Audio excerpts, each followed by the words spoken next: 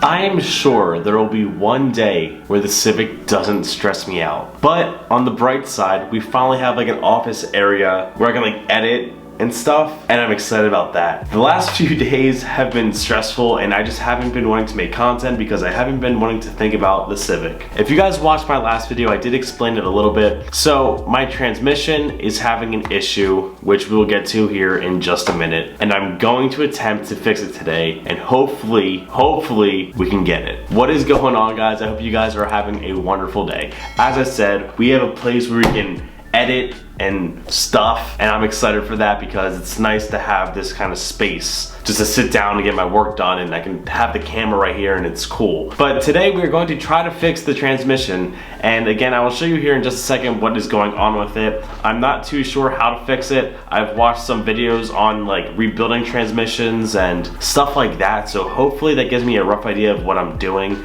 I kind of tried fiddling in with it the other day but with no real luck, so hopefully today is the lucky day. So pretty much what happened was I was sealing up the transmission, and 9 times out of 10 when you're sealing up a transmission, you need to flip it upside down to get the C-clamp to actually clamp down. And when I did that, my gear change assembly came out. And the problem is, I don't really know how to put this back. So I've looked up videos, I've seen what they do, so I'm gonna try my best to do it. I tried fiddling around with it the other day, so we're gonna try some things. I have some different ideas in my head that can make this work. So basically we have to get rid of this plate, take it off, reassemble it, and put it back in, and we can't have it move, and it has to be sturdy and staying where it's supposed to be. So to remove the actual plate itself, you're going to need longer sockets because there's one in there that's kind of hard to get to, but they're all 12 millimeters, so get your variations of 12 millimeters and let's get started.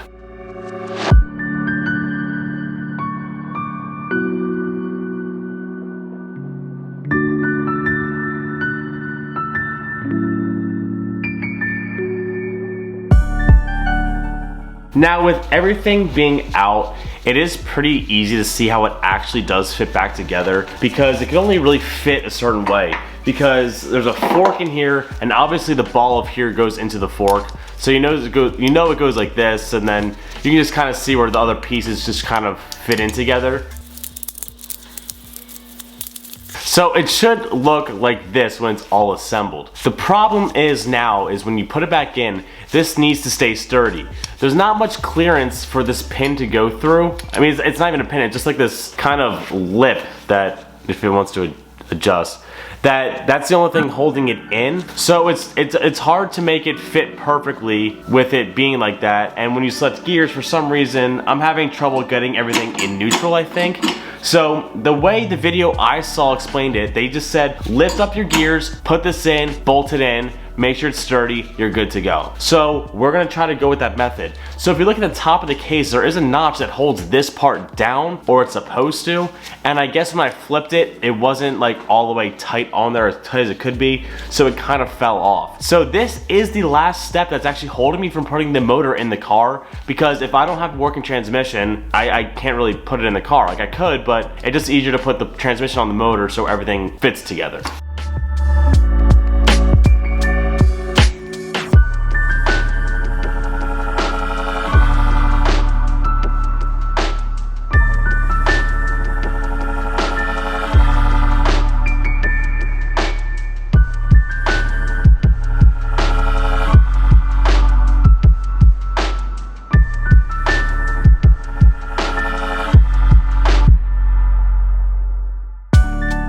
So we did the old phone a friend, and the way we did this, it actually seems to be perfect. So it's going to wiggle and it can lean a bit because of where it's at, but as long as it's in this guiding hole and this lines up to the center, which it is, we're all good to go here.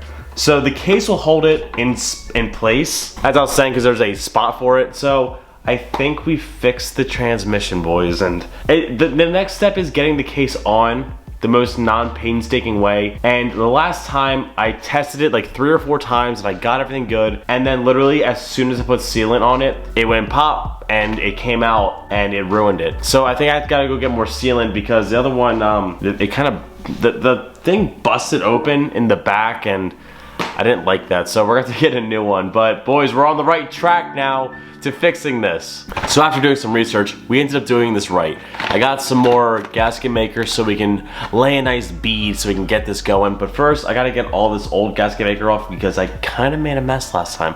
So I'm not gonna time lapse me taking off all the old gasket maker, but just know, I'm taking it all off. You know, I've learned a decent amount about transmissions since I've been working on this one, since it's been open. I haven't been rebuilding it, but I've been like trying to maintain it because I had it open while I was inspecting it, so I know how to inspect a transmission now. But if there's one thing I learned about transmissions, especially with this one, is if you don't have to open it, don't. Because this is a pain in the ass. Because I thought I was doing a great job. I went over it a few times, and of course, the last time I got sloppy with it, and we ended up like half breaking it. So we're getting close to taking all of the old sealant off so I can lay a new bead. But yeah, if you don't have to open up a transmission, definitely don't. I hate to admit how long it took me to seal and close this. It was about 2 hours, but we got it closed. We got the C-clamp exactly how it should be in there. Everything is sealed and tight, and I am done working on the car for today. So after a long fight last night, I was gonna end the video until I noticed something. So when putting the transmission back together, the way to make it go down is you keep on shifting it, and you keep putting it from, I guess, third to fourth, and you keep on going, and it eventually pushes it down. And I noticed that half of it was kind of dropping correctly and the other half wasn't. So I kind of was able to shimmy it and it ends up closing. But my friend said, hey, I don't think something looked right when you sent me the clip of the little shifter thing. So he said, I bet you don't have first or second gear. So I looked, and we don't have first or second gear, or fourth, or reverse. Because the plate on the actual shift selector was a little bit bent, and when I was shimmying it around, I think it made it a little bit worse. So with that being said, I ordered a new shift gear selector, and I hope that's the only problem with it. It looks like that it was bent before, like I had it, when I had it open, it was wiggling like that because it was bent a little bit. It's okay to wiggle a little bit, but it had a lot more play than it should have. So I got a second bad transmission. Hopefully it's only that piece, because when it was closed, when the guy showed me before we inspected it, all the gears did work. He said there's no grinds or pops, so I'm kind of hoping he was right. So we're gonna get the new gear shift selector, we're gonna put that in. Hopefully that fixes our transmission. If that does, and we have all of our gears, I can throw the engine in the car and we're good to go. But until I get that piece, I'm mad.